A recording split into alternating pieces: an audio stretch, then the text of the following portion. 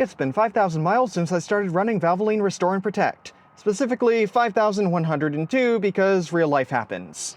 Unfortunately, the lifter tapping noise is still present. Still ticking away on the exhaust lifters of cylinder number 5. This is the 1998 model with the B5254T turbocharged inline 5. Early versions of the Volvo modular or white block engine series used hydraulic valve lash adjusters. This engine falls into that category. In the very late 90s and early 2000s, a new cylinder head was put into production, which uses mechanical lifter adjustment with shims and buckets.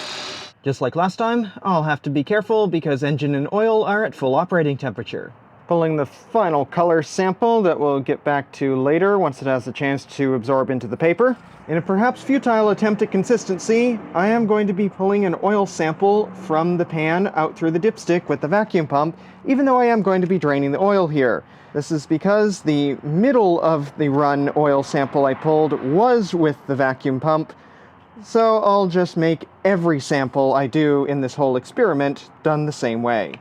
The only difference is this time I am pulling 2 samples worth of oil to avoid the problem of where I had a sample get lost when I did the transmission cooler a few months ago. Don't want that to happen again, so if the first one gets lost, I will send the second one, maybe with a different carrier. Woof, that's hot. Just like at the middle of the run sample at 2,000 miles, the oil looks quite dark in any quantity. That's who's making so much noise lately. What a monster. Car is safely secured up in jack stands. Going to break loose the drain plug. Guess I overdid it on my calibrated arm last time, but better that than a leak. Alright, that's broken loose. Now I can use my socket extension and paper towel technique to get the drain plug out without risking any of that broiling hot oil getting on me. Yow. Yeah, that's hot. That's coming out really fast. Small splash on me. Good thing I did that, because that would have been unfortunate. No need to yoink this time, because I already got the sample from above.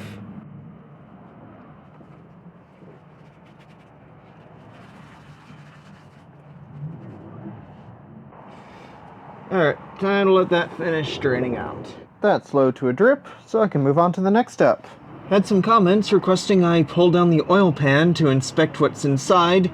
I would love to do that, but it's not quite so easy on this car versus some others.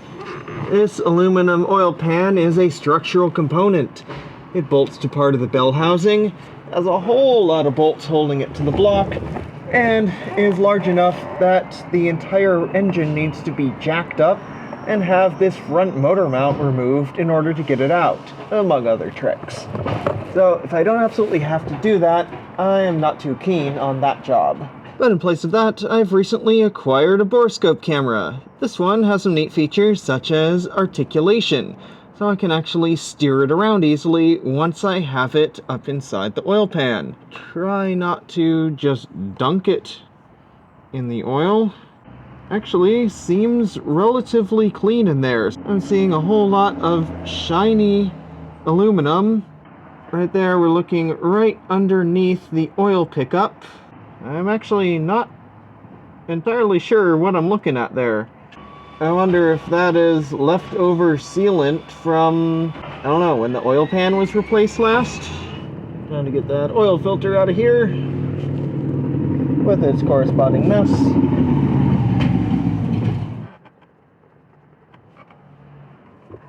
As far as I can see, nothing seems amiss with the filter or the filter housing. Last time I mentioned that I'd bought a new drain plug to replace the tired original one, but I had misplaced it when I was doing the oil change, and I was a bit annoyed about that, because I was pretty sure I'd seen it. Turns out, I was too smart for my own good. I put it somewhere that I didn't quite remember at the moment. This new one, it's an aftermarket. It does have a magnet on it, which will scavenge any ferrous particles, not like I'm expecting a lot of ferrous particles in this engine. Same 17mm, and it should just drop right in. Still slowly dripping, but at this rate, I'll be waiting all night for those last fractions of an ounce of oil to work its way out of the system. You saw on the borescope camera that there really isn't anything left in the sump on these engines once the plug is pulled. So it should be good to put the new drain plug in and get everything filled up. Good to feel. The new plug threads in nice and smooth. No sign of any catches or other trouble. Get the 3/8 ratchet on there and just give a click. Got the details written on the bottom of the filter. Been just shy of 5 months since I did the other one. I didn't include this as filter number 1, even though I might run a single filter for the entire interval, depending on what I find when I cut the previous filter open. And we're at 261,667 miles. Addressing some points brought up in the previous video, yes, I'm exclusively getting the large jugs now that I'm committed to a full set of oil changes with Restore and Protect. And yes, I'm going to give them a hearty shake before I dispense from the bottles.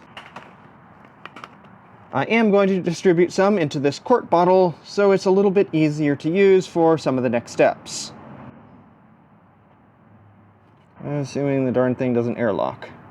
There's approximately 1 quart in the bottle here. Pre-filling filters is a contentious subject. I do it. Some people swear by it. Some people swear against it. Let me know in the comments. Are you for, against, and what your arguments are? In my case, I can see on the digital gauge just how much longer it takes to build oil pressure, starting with the dry filter. And I'll lube up the O-ring with the little bit that's spilled out. New oil, old oil, doesn't matter, as long as that O-ring is lubed before the filter is spun on. For the curious, these filters have the instructions right along the side. Step 1, lube the seal. Step 2, spin on hand tight. Step 3, 3/4 of a turn beyond bottom out. That's bottomed out. And I'm slipping on the oil. So I might just call that good. A little bit more than 1/2 a turn. Got the big funnel in place. Confirm the drain plug is cinched down. This should take all of the remains of this 5-quart jug. What's left in the 1-quart bottle I used to pre-fill the filter, which I filled from this jug earlier. And it'll probably take a chunk of the second 5-quart jug, about 6.5 quarts in total, to bring it up towards the full mark on the dipstick. Jug 1's drained about as far as it can. Going to put the rest of what's in here down.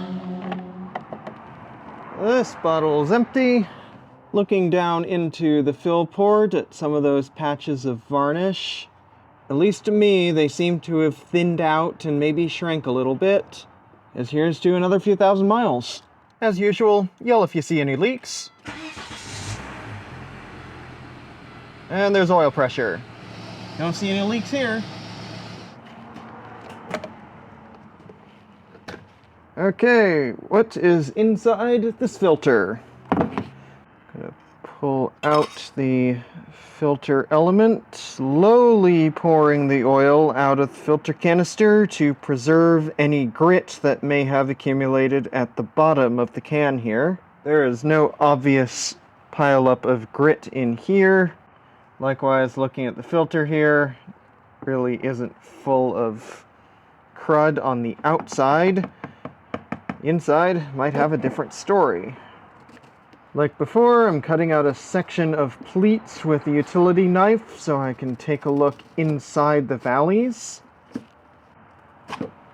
Here's a small section. I'll cut out more if needed. Also, like before, going to wrap it up in this paper towel and hit it with the clamp, forcing the liquid oil out to leave the particles more visible.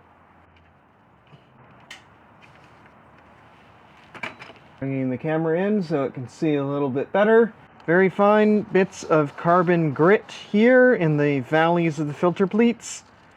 But overall, it doesn't seem like this filter is plugged.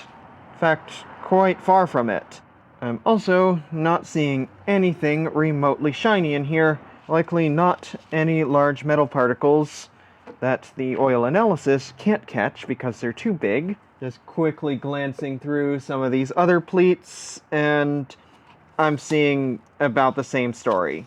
Tiny amount of carbon, nowhere near plugged up. If anything, this seems to be less material caught in the filter this time than the previous time, which had only had 2,000 miles. This has 3,100 miles. That's telling me I can likely run one filter for the entire 5,000 mile interval and not have to worry. First sample on the new oil interval. There. With the car back flat on the ground, oil level is right here, a little bit below the minimum mark. There's about 1.5 quarts between minimum and max, which tracks because I put in 5 quarts, and it nominally takes 6.5 on an oil change. 1.5 quarts out of this jug should do the trick. There's about 1.5, and just like that, the oil level is up and the second X from the top. There's still some draining from the top end, I imagine. As long as I remember where it's at, anywhere between the min and max mark should be perfectly safe for this engine. Hey, look at that, the oil report finally got here. Well, a couple weeks ago, but I was out of town. In fact, it arrived the day I left, so that worked out nicely, right? Good thing I got the 2 samples because, as expected, USPS lost the first one I sent. Once it was clear that one wasn't going anywhere after it disappeared somewhere in Indianapolis, I went to UPS to send the second one. Problem solved, right? Wrong. UPS got it to pretty much the town next door to where it needed to go at Blackstone, and then somehow misrouted it all the way to the West Coast in Oregon. Figured it out, sent it back, and ironically at the same time, USPS found the package under a shelf or the seat of a van somewhere, and it actually arrived before the UPS one. So there we are. The noise persists, but everything else is looking good. At the microscopic level, there's no more metal than what we would expect for a 5,100 mile oil change interval. Increases could be attributed simply to the additional mileage. Moving on to the numbers themselves, 5,102 miles, 261,667 when I drained, and that was way back on November 5th, so that gives you an idea of just how much of a delay was caused by the shipping difficulty. I did have to add some makeup oil this interval, some because I changed the filter at the 2,000 mile sample, and some because other work required draining the oil cooler.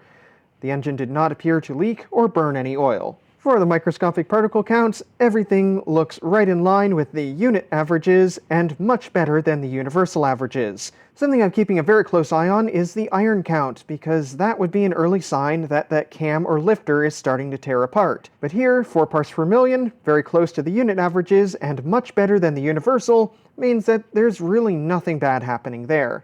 Down here to the physical properties, do see a slight improvement in the viscosity. It's now a little bit more than the minimums instead of just below. Likewise, the flash point has seen a recovery from 390 Fahrenheit up to 410. There's a couple reasons for that. Some of it could be the makeup oil I added. The flash point improvement could also indicate that a very minor amount of fuel dilution was resolved when I fixed that kinked PCV line when troubleshooting my catch can install. Blackstone's fuel dilution measurement is fairly crude, only able to measure a minimum of 0.5%, so this engine is always registered below that.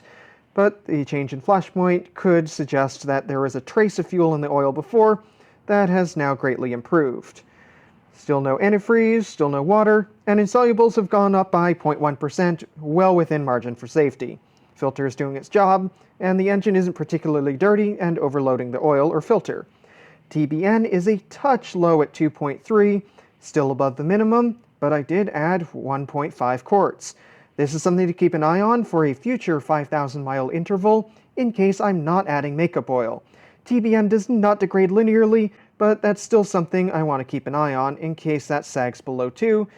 That could indicate that this engine is somehow especially hard on oil. Here's a look at the oil blot sheet. Oil gradually got darker, soot ring began to appear, but even though it looked pretty dark when there's a bunch of it in one place, letting a drop spread out show that it's not super dark overall, and it's not overloaded with particles. So what's next? Well, I think I'm going to stay the course. Restore and Protect is working adequately for a 5,000 mile interval, even though this low pressure turbo engine is surprisingly tough on oil, it seems. Likely going to drop the filter and cut it open and pull another sample at 2,500 miles, so halfway through this interval. This is to satisfy my curiosity and yours. I don't drive a whole lot, and it could be almost a year before the next update comes out if I wait for the 5,000 mile mark. Meanwhile, I got a whole lot of other projects going on, and those videos will be rolling out whenever they're done, so stay tuned. Thanks for watching.